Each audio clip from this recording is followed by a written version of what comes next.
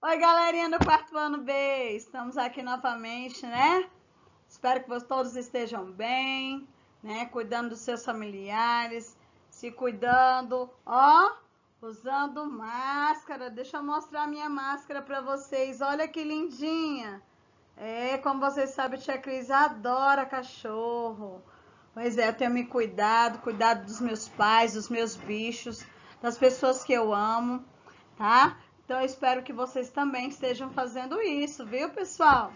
E além de tudo, também fazendo as nossas atividades, assistindo com atenção as nossas videoaulas. Como a tia Cris falou naquele primeiro videoaula, muitas surpresas estão por vir. Eu sei muito bem que vocês vão gostar do que está por vir aí, tá bom?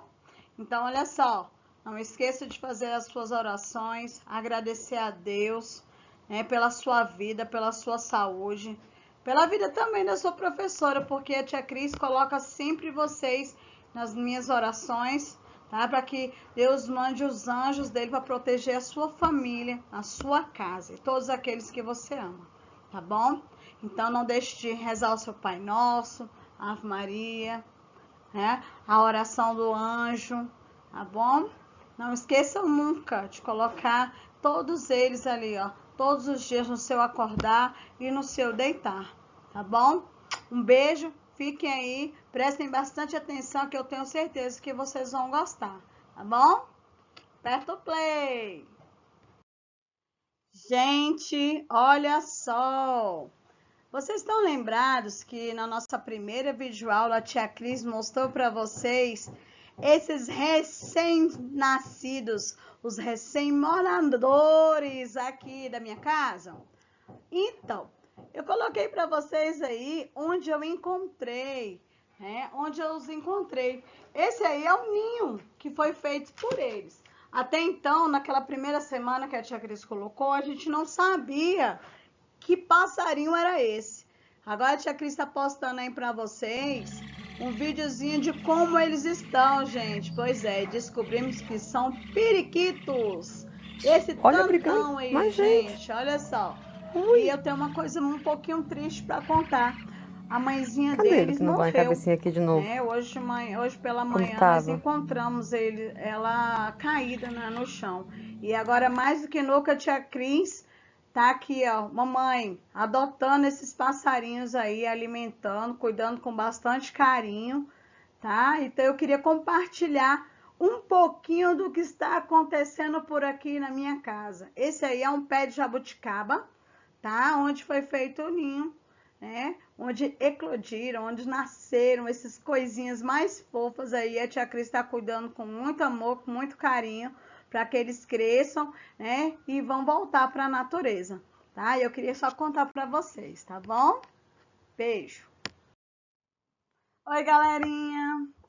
Pois é, podem perceber, né, que a tia Cris hoje veio toda preparada para a nossa aula de História e Geografia.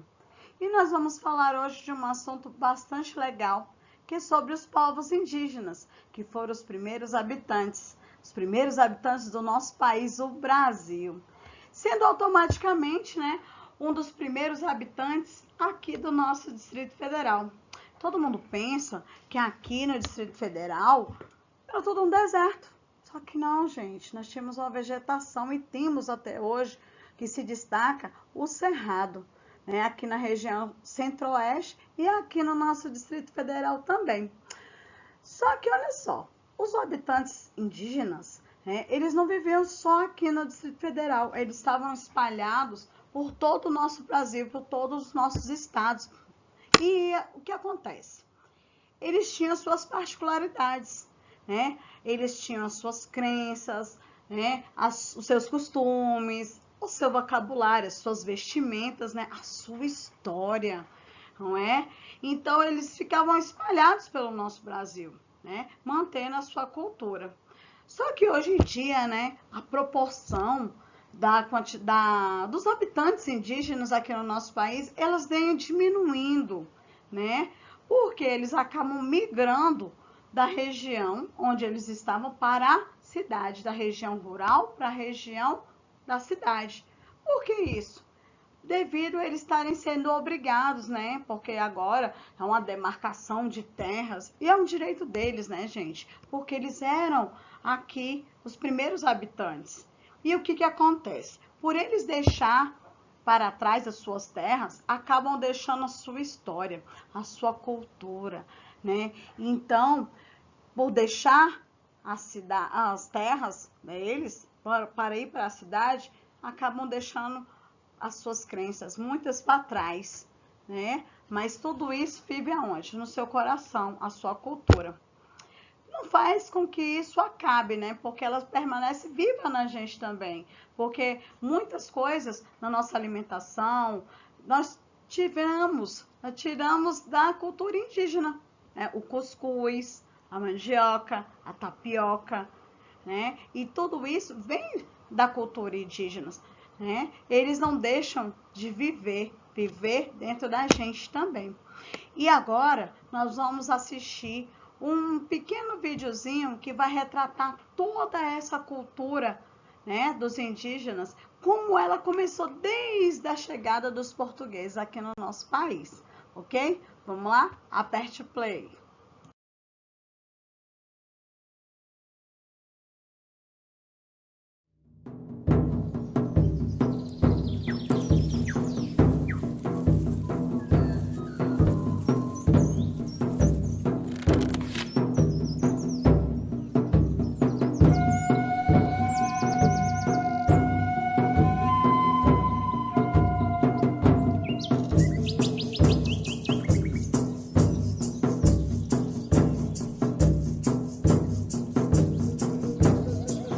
Quando Cristóvão Colombo navegou até a América em 1492, pensou que tivesse chegado às Índias, batizando de índios os nativos que encontrou. Porém, apesar de terem sido generalizados nessa classificação, os índios não se viam como um povo unificado, pois eram divididos em uma variedade de etnias sem qualquer identificação entre si. Acredita-se que os primeiros habitantes das Américas chegaram há mais de 20 mil anos, atravessando uma passagem congelada entre a Ásia e a América do Norte, e então espalhando-se por todo o continente. Em algumas regiões, formavam civilizações avançadas. Já no Brasil, fragmentaram-se por todo o território, formando grupos de diferentes tamanhos. Eram sociedades comunais, descentralizadas e igualitárias, vivendo da caça, pesca e agricultura de subsistência, e em sua maioria, seminômades, mudando suas aldeias de local conforme os recursos naturais fossem se esgotando, permitindo, mesmo que involuntariamente, a recuperação natural do solo abandonado. As habitações eram geralmente coletivas, chamadas de ocas, variavam de tamanho e forma entre as tribos, mas normalmente eram dispostas em torno de um espaço cerimonial, onde realizava-se todo tipo de atividade diária, além de celebrações e ritos conduzidos por pajés e anciões. As tribos eram formadas por laços de parentesco e afinidades, e mantinham contatos com outras comunidades através de relações de comércio, cooperação, casamentos, alianças e também de guerras, que eram comuns entre as sociedades indígenas, apesar de sua natureza pacífica. A virgindade era pouco valorizada e a vida sexual costumava ser livre de tabus. Muitos homens ofereciam favores sexuais de suas esposas a visitantes, como forma de cortesia. As famílias podiam ser monogâmicas ou poligâmicas, e o divórcio era algo corriqueiro. Os homens lidavam com a guerra, a caça, pesca e liderança tribal, além da construção da aldeia e o plantio, enquanto as mulheres cuidavam da colheita, do preparo de alimentos e da fabricação de utensílios e adornos. A educação das crianças era a tarefa de toda a tribo, e a autonomia era estimulada. Já os doentes e inválidos costumavam ser abandonados à própria sorte. Os indígenas tinham conhecimento na fabricação de bebidas fermentadas e deixaram grande herança à culinária brasileira, com pratos derivados da mandioca e do milho. Sua dieta também era diversificada em proteínas animais, graças à caça e à pesca. Em festejos, cobriam seus corpos com pinturas, penas e plumas, e a nudez no dia a dia era comum e não causava vergonha. Por viverem em florestas, muitas vezes precisavam usar protetores genitais e tangas, mas mantas cobrindo o corpo eram raras. Muito higiênicos, devemos a eles o costume do banho diário. Mantinham muitos ritos e crenças religiosas, os quais podemos identificar por xamanismo, uma mistura de religião, crença, sistema de pensamento e configuração do mundo, em que acredita-se num universo não linear, sem início e sem fim definidos, onde o tempo se confunde. não possuíam uma doutrina, assim como não acreditavam em um Deus único e supremo, tendo a figura do xamã, o pajé, como seu elo com o mundo divino. Em sociedades sem esses representantes, acreditava-se que os espíritos e antepassados se comunicavam com os humanos através de animais, sonhos e visões. Muitas de suas lendas tornaram-se populares entre os não-índios, enriquecendo o folclore nacional. O uso de alucinógenos, tabacos e ervas era muito comum nos mais diversos rituais. Orientados pelas fases da lua e conhecimentos astronômicos, entendiam as relações entre as mudanças climáticas, nas quais baseavam seu plantio e colheita. Antes da chegada dos europeus, acredita-se que existiam mais de 1.300 idiomas nativos, hoje reduzidos a apenas 270, que deram origem a diversas palavras da língua portuguesa. Não possuíam um sistema de escrita, mas algumas sociedades desenvolveram sinais e formas gráficas, cujo estudo pode revelar mais sobre seus hábitos. Há indícios de uma grande diversidade de produção artística, que integrava-se ao seu modo de vida e ritos cotidianos, com destaque para a dança, a cerâmica, a tecelagem, a cestaria, a pintura corporal, a arte plumária e principalmente a música. Contudo, os indígenas não possuíam a figura do artista, e todos podiam ser hábeis em diversos aspectos, pois dedicar-se exclusivamente a uma atividade, como na sociedade atual, era sinal de desequilíbrio espiritual e obsessão. Quando os portugueses chegaram em 1500, estima-se que encontraram mais de 5 milhões de indivíduos, divididos em tribos e comunidades, diferentes entre si, mas iguais aos olhos do colonizador, responsável por reduzi-los a menos de 600 mil em poucos séculos. Desconhecendo invenções ocidentais como o espelho, a roda e as armas de fogo, o choque cultural foi enorme, assim como o fascínio dos indígenas, que ainda viviam em sua pré-história. 3 armas foram fundamentais para o domínio dos colonizadores sobre os nativos. A arma de fogo, aliada nas conquistas das tribos e determinante na aceitação da superioridade portuguesa pelos índios remanescentes. A Bíblia do Jesuíta, responsável pela aculturação dos indígenas e a adequação ao moralismo cristão dos ocidentais. E uma invisível e poderosa arma biológica, inicialmente de forma involuntária, mas por vezes criminosa, o contato com os estrangeiros espalhou doenças e epidemias, às quais os nativos não possuíam imunidade, dizimando-os aos milhares e facilitando a ocupação de suas terras, como aconteceu no sul do Maranhão, onde fazendeiros deram roupas infectadas com varíola para as tribos locais. Porém, muitos indígenas auxiliaram os portugueses em expedições ao interior, em conflitos com outras tribos e ajudaram a escravizar grupos inimigos, além de fornecerem aos colonos produtos como a madeira, condimentos e substâncias medicinais. Isso tudo forçou os remanescentes a viver em condições precárias por muito tempo. Somente em 1967, com a criação da FUNAI, começaram a surgir e ganhar força associações indígenas que buscam melhorias em áreas como saúde, educação, meio ambiente, patrimônio e demarcação de terras. Em 1961, foi criada a primeira reserva indígena brasileira, o Parque do Xingu, representando um grande avanço nas conquistas desse povo. Há hoje no Brasil comunidades indígenas em todos os estados, e muitas lutam pela sobrevivência e manutenção de seus costumes e tradições, sendo constantemente ameaçadas pelo agronegócio, que busca expandir seu território, mesmo através de métodos irregulares. Muitos índios são mortos em conflitos ou expulsos de suas terras, acabando em situação de pobreza nas grandes cidades, vítimas de preconceito e violações de direitos humanos. Como se não bastasse, alguns povos começaram a sofrer novas influências de grupos religiosos neopentecostais, que, impondo conceitos como o pecado e a culpa, geraram conflitos internos, fazendo os índios verem no suicídio uma saída para seus problemas. Contudo, ainda existem tribos isoladas no mundo moderno, vivendo como seus ancestrais, principalmente na região amazônica. Outro caso interessante são grupos que vivem em cidades e reivindicam a condição de povo indígena, num processo conhecido como etnogênese, pois de acordo com a antropologia, a etnia vai além dos traços físicos, sendo também um grupo social, e enquanto mantiverem seus sentidos e valores, se identificando como tais, esses indivíduos não deixarão de ser índios. Assim, podemos vê-los integrados aos hábitos modernos, e vivendo nas cidades, ocupando o mercado de trabalho, cadeiras nas universidades e cargos públicos, buscando também representação política e lutando por direitos como cidadãos que precisam manter sua cultura e tradições vivas, frente aos novos desafios que estão por vir.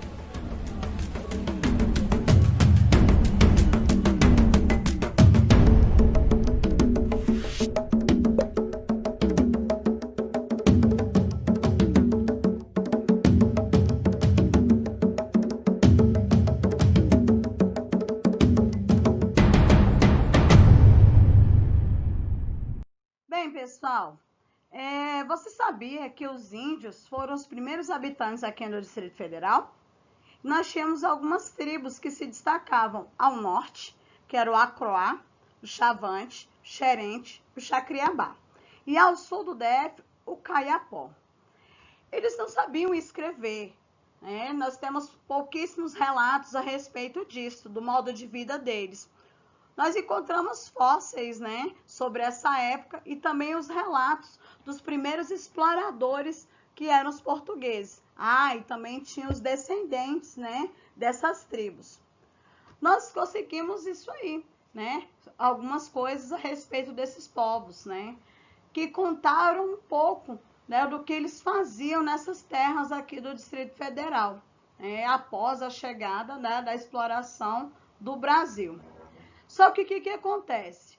Os indígenas aqui no DF, eles eram forçados a trabalhar.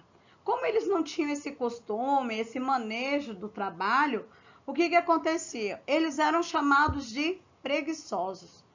Mas por eles não terem esse costume, né, de ter esse trabalho forçado, né, então acabava que eles eram massacrados.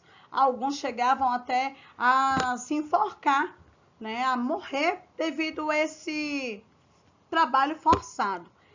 E o que acontecia? Eles entravam em conflito, né, fugiam desse trabalho escravo, né, que isso aí se tratava também de uma escravidão. Fugia desse trabalho para outros estados e acabavam povoando outros locais, né? Por quê? Porque eles não tinham esse costume de trabalhar, eram massacrados, mortos, porque eles entravam em conflito com os portugueses e aí eles fugiam e acabavam que povoavam outros locais, ok? Bem, gente, aqui nós temos um gráfico, né, para nós sabermos mais ou menos quantos indígenas há no Brasil. E vocês podem ver que 379 mil estão na cidade ou no campo e 517 mil estão nas suas terras, né? Nas terras indígenas. Mas vocês podem perceber que esse gráfico, ele é do censo que foi feito em 2010. Nós sabemos que o censo, né, aprendemos em sala de aula, que o censo, ele acontece em 10 anos, essa contagem. Até mesmo nós, né, que não somos indígenas, né, sabemos essa contagem. Isso por acontecer em 10 anos, então agora, em 2020, há uma nova contagem. E aí nós vamos saber essa proporção, se ela aumentou, se ela diminuiu, né, se eles migraram das terras dele para a cidade, né. Então, com esse novo censo, nós vamos ter mais ou menos a ideia, né, de como eles estão, se eles permanecem nas suas terras ou não, tá? Nós sabemos também que vemos sempre aí na televisão, né, que há uma demarcação, né, e a desapropriação também dos índios, né, das suas terras, né, fazendo com que eles saiam das terras e vá para a cidade, né, até as suas vestimentas acabam mudando. Aí ao lado também vocês podem notar que é uma moradia, né, de uma terra indígena, né, em formato de U, né, que eles têm as suas particularidades das suas terras, né, as formas das suas casas, as ocas, né, em formato de U, outras arredondadas, outras enfileiradas, né, tudo isso para facilitar, né, a visão deles, a chegada de pessoas às suas tribos, né, essa visita, esses visitantes, né, que vão até lá. Bem, gente, os indígenas no DF, o fenômeno do índio urbano. Segundo a publicação Distrito Federal em Síntese, a presença indígena do Planalto Central remonta de 8 a 10 mil anos, muito antes da chegada dos primeiros habitantes, os primeiros bandeirantes a chegarem aqui no DF, que adentraram o interior do país na busca de metais preciosos. E os índios também para aprisionamento, porque eles queriam fazer o quê? Com que os índios trabalhassem para ele. A área hoje, que é pertencente ao Distrito Federal, ele era um ponto de encontro de uma tribo chamada Jé. Os caiapós também passaram por aqui, que eram os descendentes do sul do país e Chavante, o Xerente, né, que ficava por ali pelo norte, juntamente com o Xacriabá. Apesar de várias tribos terem habitado a região antes da fundação de Brasília, hoje, no Distrito Federal, não existem terras indígenas, gente, tá? Demarcadas. E a sua população é composta por pequena parcela desse segmento, segundo o censo demográfico, né? Que a gente já viu nas nossas aulas, em sala de aula, né? E também que a tia Cris falou a respeito deles agorinha, né? Que o censo acontece de 10 em 10 anos. Gente, olha só, esse aí é um gráfico, né, sobre a população indígena no Brasil. Vocês podem notar que essa região mais azulzinha representa a região norte, onde está a maioria dos indígenas do nosso país. Em segundo lugar, ficando o Nordeste, seguido do Centro-Oeste, vem o Sudeste também e, por fim, a região Sul. Os povos indígenas, eles estão presentes nas nossas 5 regiões do Brasil, né? Para os indígenas, o acesso às informações é dificultado pelo fato do DF não contar como terras indígenas, né, delimitadas. Além disso, os serviços urbanos não estão preparados para lidar com essa questão indígena. Então, na região norte, onde eles ficam mais situados, essa região já ficam mais habitadas por eles, por aquele estado já estar preparado, né, urbanamente, né, os locais onde são atendidos as famílias indígenas. Pessoal, olha só, aqui tem mais um gráfico, e esse gráfico fala em relação à região, a área rural e a área urbana, né? Então, vocês podem ver que esse de vermelhinho, né, é a região norte, onde tem mais habitantes indígenas, né? Então, os povos indígenas estão presentes tanto na área rural quanto na área urbana. E a terceira região com maior concentração de indígenas é aqui, é a nossa região centro-oeste, sendo que o estado do Mato Grosso do Sul, ela concentra 56% da população da região. Ok, galera? Pessoal, eu venho apresentar para vocês mais um gráfico da população indígena. Só que agora nós vamos falar só aqui da nossa região, que é a região centro-oeste. Vocês podem ver em azul, o Mato Grosso do Sul é um dos estados onde tem mais tribo indígena, tá? E olha só, um dos principais problemas sobre esse fenômeno do índio urbano, né, a vinda dele para a cidade, na área metropolitana aqui de Brasília, é o de deixar de coletar, porque a gente só tem essas informações quando há um atendimento nas áreas de saúde, de educação, assistência social, entre outras coisas que nós temos a oferecer para eles. Essa dificuldade permite que a população indígena seja cada vez mais visualizada pela nossa sociedade. E acaba que pouco se discute sobre as necessidades dos indígenas, né? O ingresso de suas terras e também os seus descendentes. A cultura indígena, diretamente vinculada à sua relação com a natureza. Na cidade, ela é reduzida, né? E há um conjunto de crenças consideradas estranhas, né? No caso, os seus hábitos alimentares, a convivência de moradia, né? A educação dele, a forma que ele se diverte, né? O lazer e o esporte. A realidade dessa população que se declara indígenas e vive sob a ameaça da perda de sua identidade cultural, ela é visível ao âmbito nacional, ambiente nacional, né? E isso ocorre pelo fato de esquecermos as nossas raízes do nosso passado.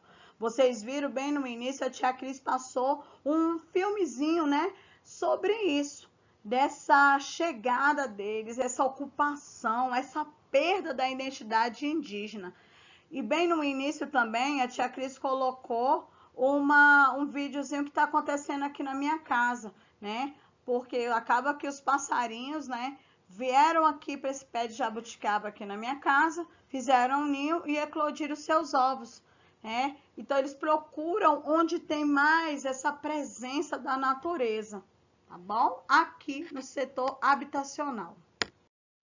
Bem, pessoal, nós vamos falar de um local muito legal que a tia Cris já visitou, que é o Memorial dos Povos Indígenas, que nós temos essa construção feita aqui no Distrito Federal. Ela foi construída em 1987, né? E é chamada de Memorial dos Povos Indígenas. E ela foi projetada, gente, por nada mais, nada menos que Oscar Niemeyer, né? O formato dela de espiral que remete a uma maloca, né? Um formato de moradia, né, dos índios Yanomami. Esse espaço é bem grande, né? Ela tem um acesso principal através de uma rampa. Só que como funciona, né? Para que isso? Para que esse local? Ela promove diversos eventos com a presença e a participação de representantes indígenas de diferentes regiões do nosso país. Ela tem um acervo, né, que são as peças representativas de várias tribos, incluindo exemplares da coleção de Darcy Penta Galvão, com um destaque de madeira, né? É uma arte plumarina, né, do urubu-capó, tá? E nós temos também o cuicuru, e que nome difícil, né? E juruna, que são as máscaras e instrumentos musicais do ato do Xingu e Amazônia. Agora, olha só, a maloca, ela é arredondada, né? Como a tia Cris já tinha falado bem no início para vocês.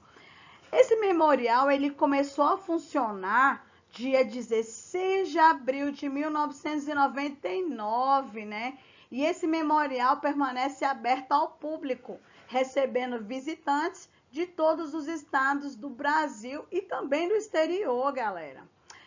Agora, o objetivo maior dessa construção é o Memorial dos Povos Indígenas e mostrar a grande diversidade e riqueza da cultura indígena de forma bem dinâmica e viva. Então, tudo que está ali no Memorial dos Povos Indígenas está lá para ser apreciado, pessoal.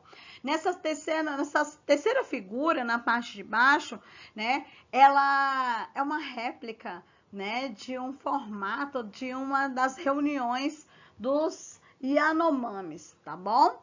Nós temos a visão aérea dela também, né, o formato, né, em formato de O, e a rampa, né, de acesso aos seus visitantes. Bem, galerinha, chegamos agora ao final da nossa videoaula de História e Geografia a respeito dos povos indígenas, né? Foi bem legal, nós conhecemos bastante, né, sobre a presença deles no Brasil e aqui no Distrito Federal, né? Nós vimos aí também sobre eles na região centro-oeste, o local onde eles mais aparecem, onde eles mais estão situados, né? E vimos também lá na região norte. Mas olha só, pessoal, a gente não tem uma coisa para ficar bem clara. O índio, por mais que ele saia da região rural onde eles vivem para vir para a cidade, né, para a região metropolitana, ele não deixa de ser índio. Ele não deixa a sua cultura para trás. Muita coisa tem que mudar, né? As atitudes, né, dele, a forma de vestir, a forma de comer, muita coisa muda. Mas ele não deixa de ser índio, né? E apesar que aqui no Brasil existe essa burocracia da demarcação, né, das terras indígenas, né, ele ainda continua ali, lutando, né, pelo seu propósito, pelo seu local de moradia, né? Porque eles são os verdadeiros donos, né? Só que eles ficam aí à mercê da parte política, né? À espera de um dia ser reconhecido, né, como grande morador do nosso país. Tá bom, galera? Então, eu espero que vocês tenham gostado da nossa videoaula, tá bom? Fica aqui um super beijo, realize as atividades, tá? Não deixem de fazer tudo aquilo que a tia Cris pede no cronograma, os anexos, tá bom? Tá bom? Um super beijo e até a próxima, tá? Tchau! Olha, gente, essa aqui, ó, é minha parceirinha. É, a minha sobrinha, ela que participa aqui junto com a tia Cris, né? Todos os dias aqui nas nossas aulas, né? Gravando nossas videoaulas, né? Fala oi, Nicole! Oi! Oi, gente! Oi, gente! Pois é, e hoje ela tá aqui, ó, aprendendo um pouquinho junto com vocês sobre a cultura indígena, tá bom?